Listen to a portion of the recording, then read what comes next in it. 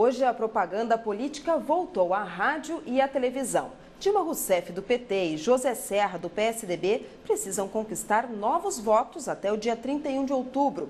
Conosco no Ubra Notícias, o secretário-geral do PMDB, gaúcho, deputado federal Eliseu Padilha. Seja bem-vindo, deputado. Deputado, o partido no Rio Grande do Sul, no primeiro turno, se manteve neutro com relação à campanha de Dilma e à campanha também de José Serra. O candidato José Fogaça se diz mais para o lado de José Serra, do PSDB. Qual é agora, no segundo turno, qual vai ser a posição do partido aqui no Rio Grande do Sul? Vanessa, eu quero cumprimentar os telespectadores.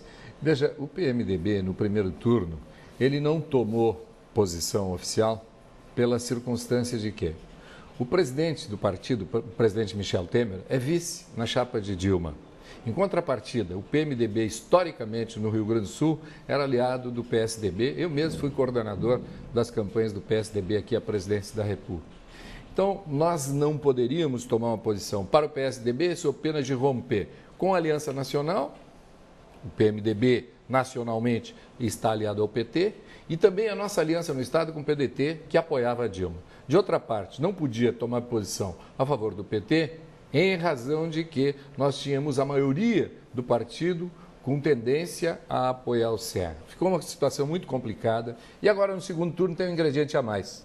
Nós temos também a eleição do novo diretório e da nova executiva do partido no dia 15 de novembro. Exatamente. Então, eu acho que nós já temos questões internas em nível bastante elevado para nós buscarmos externamente mais uma razão para tensionar o partido internamente. Se bem conheço o PMDB, na minha opinião, nós vamos ter, na quinta-feira que vem, na reunião que vai ser processada pelo diretório, um amplo debate em que teremos posições extremadas para defender uma e outra posição.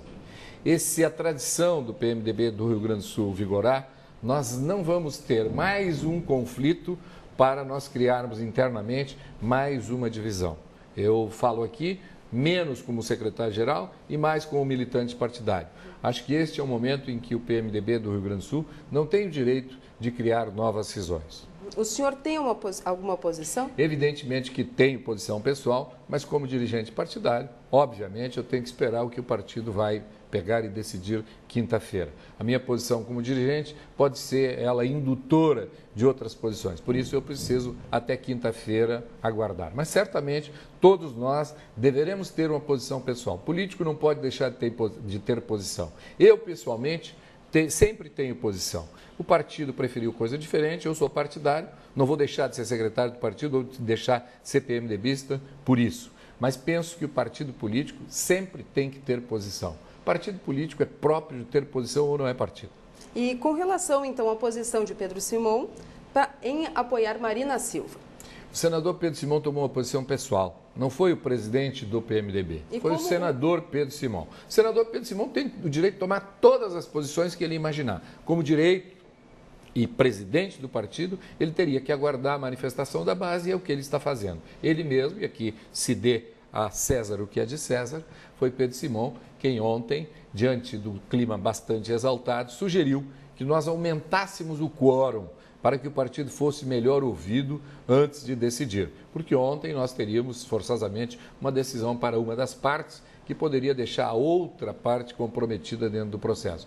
Diante, quero repetir, não fora o episódio da eleição do novo diretório e da nova executiva, seguramente eu acho que o partido teria que, de qualquer forma, tomar uma posição. Eu não estou aqui externando nenhuma posição, mas antevejo que, diante da possibilidade de uma ruptura maior, o melhor é ficar como está. Não vai haver prejuízo maior em relação ao que já aconteceu. O menor prejuízo, eu acho que foi a posição adotada. Mas eu estou dizendo é que houve prejuízo com a posição. E quem deve substituir Pedro Simão aí nesse... Eu acho que o PMDB tem que ter humildade e sabedoria. Humildade para entender que não será nunca uma pessoa que vai resolver o problema do partido. O partido é, por definição, um ente coletivo. O partido político pressupõe uma vida coletiva, um interesse coletivo e a defesa do interesse coletivo. Portanto, o indivíduo, a individualidade, não tem nenhum espaço dentro de um partido. Nós temos que entender que terá que ter sabedoria para compreender que temos que ter humildade para conversar com a base partidária, com a base da sociedade e, a partir dela, reconstruir uma proposta política para o PMDB e, a partir daí, então, nós nos preocuparmos com a equipe que será condutora desse processo. Nunca uma pessoa só. Quem pensar que há um salvador da pátria está pensando errado. Não há salvador da pátria em partido político e especialmente no tempo em que nós estamos vivendo, que é o tempo da globalização da informação, em que a transparência é absoluta. Nós dois estamos falando aqui e lá do outro lado do mundo está todo mundo vendo o que nós estamos falando aqui. O nosso ouvinte está em casa, o nosso telespectador está em casa no Twitter, o que ele falou agora no Japão está sendo contestado. Portanto, não dá mais para nós imaginarmos que alguém tem a pedra da sabedoria sob a mão ou está sob ela assentado. Não tem isso, não. A sabedoria é coletiva e em partido político mais do que nunca. Deputado, o senhor concorda com Fogaça quando ele afirma que o PMDB deveria ter um candidato próprio à presidência? Eu concordo, eu fui defensor disso. Eu defendo isso como presidente da Fundação Ulisses Guimarães desde 2009. Em abril de 2009, comecei uma jornada por todo o Brasil pela defesa da candidatura própria do PMDB. É que as circunstâncias políticas, elas não são como a gente gostaria que elas fossem. Elas são como elas são. E neste caso do PMDB, nós temos todo um posicionamento de várias unidades da federação que pensam um pouco diferente do que nós pensamos aqui no Rio Grande do Sul, sob forma de fazer política. Mas partido político é assim. Tá certo, muito obrigada pela sua presença aqui nos estúdios do Ubra Notícias. Eu que agradeço, Vanessa, e agradeço o telespectador pela companhia. Tá muito certo. Obrigado. As chuvas e os ventos fortes ainda atingem várias cidades do país. Além disso, a entrada de uma forte massa de ar frio causa o declínio das temperaturas no centro e sul do Brasil. Veja nos mapas a previsão do tempo para o final de semana. Mesmo fraca, a frente fria continua avançando para o norte, gerando nuvens na Bahia. A nebulosidade também cobre o norte mineiro e parte de Goiás e do Mato Grosso nas primeiras horas do sábado. Os ventos úmidos que sopram do mar causam chuvas fracas entre o nordeste do Rio Grande do Sul e o litoral do Paraná. Já no interior da região sul, o tempo permanece seco. A temperatura permanece baixa, com mínima entre 6 e 8 graus na Serra de Santa Catarina. No norte do país, o calor predomina e as pancadas de chuva atingem apenas o oeste do Amazonas, Acre e Rondônia, de forma isolada. O sol aparece entre nuvens em Porto Alegre durante o final de semana. A máxima não passa dos 20 graus. Em Curitiba, chuvas alternadas com períodos de melhoria. Já em São Paulo e em Natal, predomínio da chuva. A segunda-feira terá o tempo firme em toda a região sul e o sol favorece a elevação das temperaturas, deixando a tarde mais quente.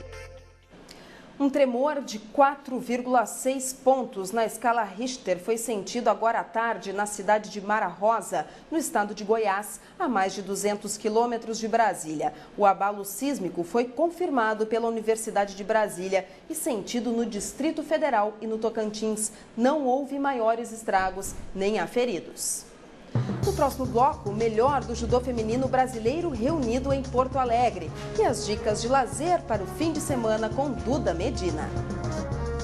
Em comemoração ao Dia das Crianças, a Prefeitura de Porto Alegre promove na próxima terça-feira, durante a tarde, diversas atividades, como jogos de mesa, teatro de bonecos e passeio a cavalo no Parque Marinha do Brasil. As atrações são gratuitas.